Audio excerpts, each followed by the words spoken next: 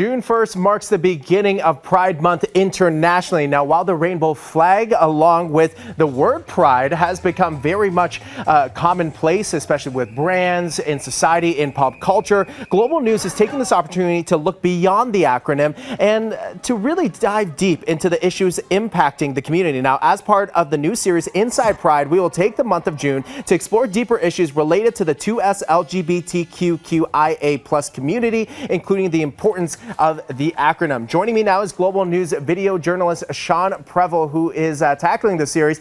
Sean, thank you so much for chatting. Thank you for having me.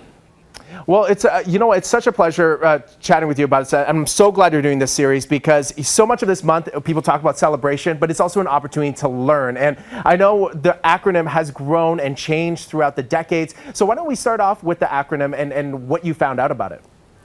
Well, when it comes to the acronym 2S LGBTQIA, as you can imagine, we've heard in the past LGBT, LGBTQ, but this expansion of the words is speaking to the evolution of the community. As more groups are becoming part of it, it's trying to become a more inclusive community. So too is the acronym evolving with it. It's really about trying to make sure people are represented, and the people I spoke with say it can also be a great tool of helping educate the wider population. It's not just a case of, well, here's the acronym. It's about breaking it down and explaining to people what each of these terms mean and how they can perhaps interact with members of the community. Yeah, and like you mentioned, visibility always leads to inquiry as well. So, that is sort of the bright side of that. I'm just curious, was there anything that you were surprised about, in exploring the story and the series? Well, I think one of the real interesting aspects that came into play was when people spoke about labels and how some people found that labels were a great tool at coming out and finding their identity, whereas others felt that maybe they just didn't need a label to define themselves. And one other thing that really I found fascinating was the aspect that the term queer has become very much an umbrella term. It's not being seen as much as someone using it as an insult.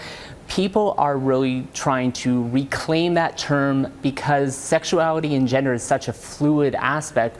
And so many of the people we spoke with said that they like using the term queer because it really encompasses the very wide, diverse community. And we mentioned it off the top, but it is June 1st, so it's just the beginning of Pride Month, and it's just the beginning of this series. So what other topics will you be exploring? We're going to really be taking a look at the acronym and breaking it down. As journalists, it's our job to really dive deep and tell the stories, the experiences, the struggles, and even the celebrations that people in the 2S LGBTQIA community have gone through. So we're taking a look at the two-spirited community and how it may be a term that is becoming more often used but may not be completely understood, as well as the asexual and aromantic community, how they live in a world that is somewhat hypersexualized and how they're learning to live in it, as well as perhaps a feeling of a disconnect from the wider community because with asexual, you are not really sexually attracted to any gender. So there is that feeling that maybe they don't fully feel connected to the community. And we're also going to take a look at other communities such as bisexual and pansexual to really look into the community and find out their experiences. Global News video journalist Sean Previl, thank you so much for joining us, and thank you for sharing this story and the series with us for the rest of the month. Inside Pride is the Global News series, and you can catch it throughout the month and, of course, online on globalnews.ca as well. Thank you so much, Sean. Thank you.